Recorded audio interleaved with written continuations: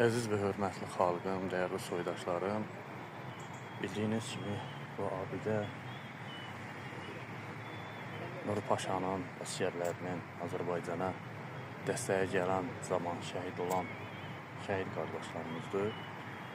Rusiya siyasətindən, erməni daşnaqlarından bizi xilas edildir və Çanaqqala Savaşında da Azərbaycanlılar bir türk milləti olaraq Osmanlı ordusuna da dəstək olmuşuq, getmişik. Nuri Paşanın o əsgərlərinin Azərbaycana gəlməsi, Azərbaycana dəstəyi demək idi və mən buradan bütün Azərbaycan xalqına səslənirəm, gəlib bu abidəni ziyarət etsinlər və deməli 8 noyabr bizim qələbə günümüzdə 44 günlük müharibəmizin qələbə nəticəsində Türkiyədən gələn əsgərlərimizin, qardaşlarımızın geri dönərkən qəhrəman oldular.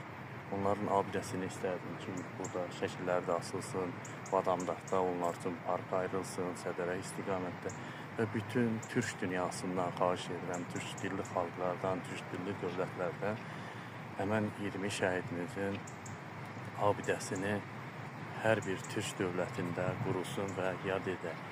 Bizim demək olar ki, Zəngəzur Türkistanı birləşdirən bir yoldur, Avropa iqtisadiyyat yolu, insanlıq naminə olan bir yoldur. Bu yolda hər birimizə ruhlar və şəhidlərimizin ruhu şad olsun, qazilərimizə can sağlığı arz edirəm. Əziz və hörmətli xalqım, dəyərli soydaşlarım, mənim sizdən artıq dərəcədə xahişim budur ki, biz birliyimizi göstərək və 20 şəhid olan 8-i qələbə günümüzə məvra gələn Türkiyədən geri qayıdarkən, onlar şəhid olarkən, onların hər birimiz şəkillərini, abidəsini qurmaq və onu ziyarət etmək bizim haqqımızdır.